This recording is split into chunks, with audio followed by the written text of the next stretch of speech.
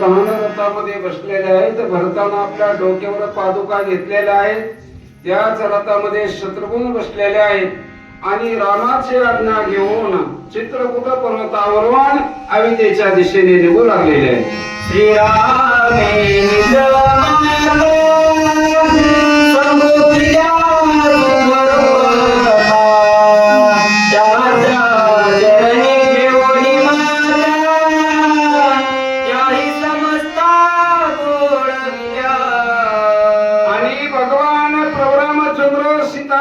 लक्ष्मण, कौशल्या, सौमित्र आणि कैकेयी तिन्ही आईचं दर्शन त्यांनी घेतलेलं आहे.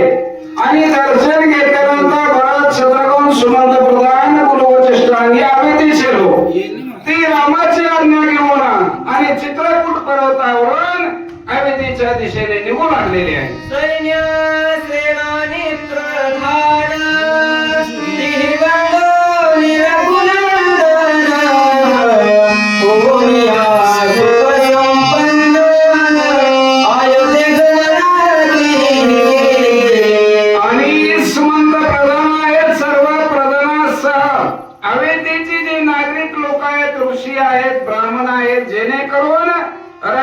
आज्ञा घेतलेली आहे आणि आज्ञा घेऊन सर्वांना आशीर्वाद देऊन अयोध्येच्या दिशेने म्हणजे चित्रकूट जो पर्वत आहे, चित्रकूट पर्वताच्या पायथ्याला भरताची आणि रामाची भेट झालेली आहे.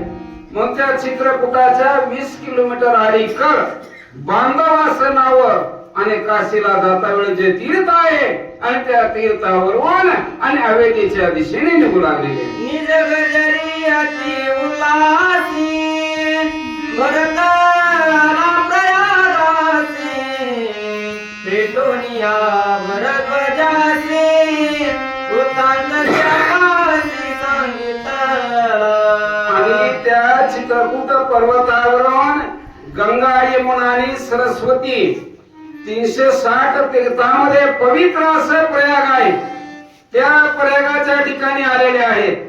भारद्वाज ऋषीचा जो आश्रम आहे, भारद्वाज ऋषीला तू रामालाच विघ्न करायला चाललेला आहेस असं भरताला म्हणलं होतं जाता वेळेस. म्हणून त्या भावाभावाचं संभाषण झाल्यालाच निरोप आणि भरत भारद्वाज ऋषीला सांगण्यासाठी आणि प्रयाग तीर्थाच्या ठिकाणी आलेले आहेत. श्रीरामाच्या निज पादुका देखोनी भरताचे मस्तका भरगज पावला हरिका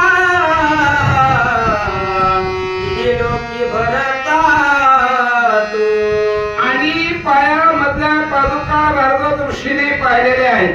भारद्वाज ऋषीलाही समाधान झालेलं आहे आणि भरताने आपल्या डोक्यावर त्या पादुकाचा स्वीकार केलेला आहे आणि ते स्वीकार केल्यामुळे त्या भारद्वाजालाही आनंद झालेला आहे आणि भरतालाही झालेला आहे आणि त्या त्रिवेणी संगमापासून आणि भरत निघून आलेला आहे. परमानंदे परिपूर्ण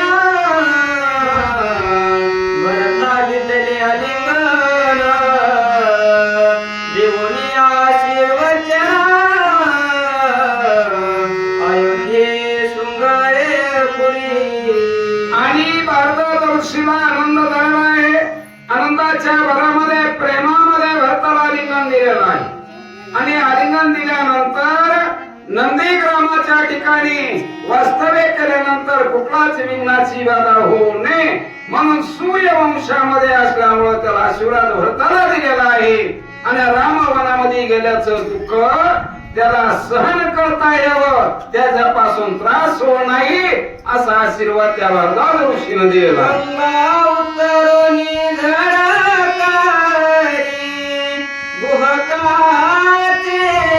निज नगरी भरत आला शृंगवेरपुरी गजभारे करतो. आणि प्रयाग तीर्थावरून भरत ज्यावेळेस गुहक भक्ताची आणि भरताची भेट झालेली होती आणि रामाकडे एवढा सैन्यासह का चालला म्हणून युद्धाला तयारी त्या गुहक भक्तांना रामाच्या प्रेमापोटी केलेली होती. त्या संगपूर नावाचं जे नगर आहे आणि नगराच्या ठिकाणी आणि त्या ठिकाणी भेट घेण्यामुळं आणि भरत आपल्या सर्व सैन्यासह आणि गोवकाच्या नगरामध्ये आलेला आहे. राम पादुका देखोनी श्री गोवक लोटांगण करी भरत चरण वंदोनी श्री हर्षे निर्भर नाचत. आणि गोवक रामाचा प्रेम भक्त होता. डोक्याच्या ठिकाणी रामाच्या पादुका पाहिल्यामुळं त्याला आनंद झालेला आहे. राम हे मानून आणि भरताचं दर्शन त्या गोवकाने घेतलेलं आहे. पायावर आणि लोळण घातलेलं आहे आणि भगवंताविषयी आणि माहिती गोवक विचारू लागलेला आहे. राम पादुका